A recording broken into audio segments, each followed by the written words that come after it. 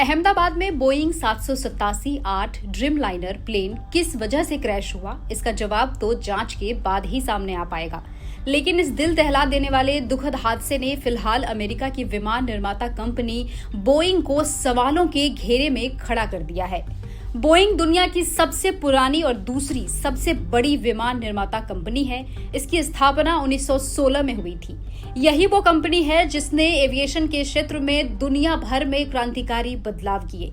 लेकिन बहुत से लोगों को यह मालूम नहीं होगा कि द बोइंग कंपनी की स्थापना और अंतर्राष्ट्रीय स्तर पर इसका विस्तार करने वाला शख्स एक मामूली से मजदूर का बेटा था, जिसकी दिलचस्पी बचपन से ही मशीनों में थी। उनका नाम था विलियम एडवर्ड बोइंग। उनके पिता विल्हेम बोइंग एक जर्मन अप्रवासी थे, लेकिन 1860 के दशक में वो अमेरिका आ गए और यहीं पर मजदूरी और छोटे मोटे काम करने लगे। इन्हीं दिनों विलियम का जन्म हुआ।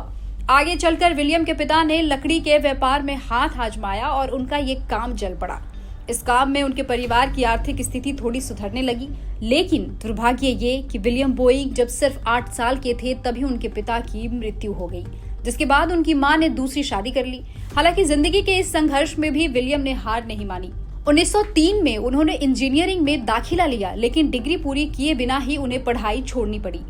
ये वो समय था जब हवाई जहाजों का युग अभी शुरू भी नहीं हुआ था, लेकिन बचपन से ही मशीनरी और नई तकनीकों में विलियम की गहरी रुचि थी। यही रुचि उनके जुनून का आधार बनी और इसी जुनून के दम पर वो द बोइंग कंपनी का मालिक बने।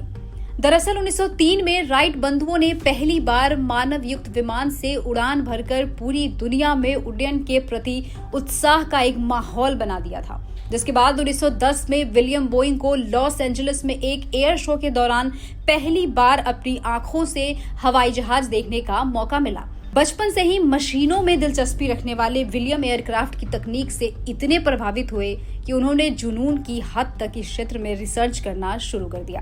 1916 में दोस्तों के साथ मिलकर विलियम ने पैसिफिक एयरो प्रोडक्ट्स कंपनी की स्थापना की। यही वो कंपनी है जो बाद में बोइंग कंपनी बनी।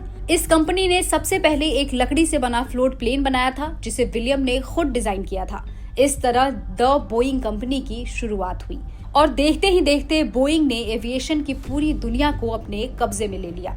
साल 2002 तक ऑर्डर और बुकिंग के आधार पर बोइंग दुनिया की नंबर 1 कंपनी थी, लेकिन 2003 में फ्रांस की एयरबस ने नए विमान ऑर्डर बुकिंग में बोइंग को पीछे छोड़ दिया।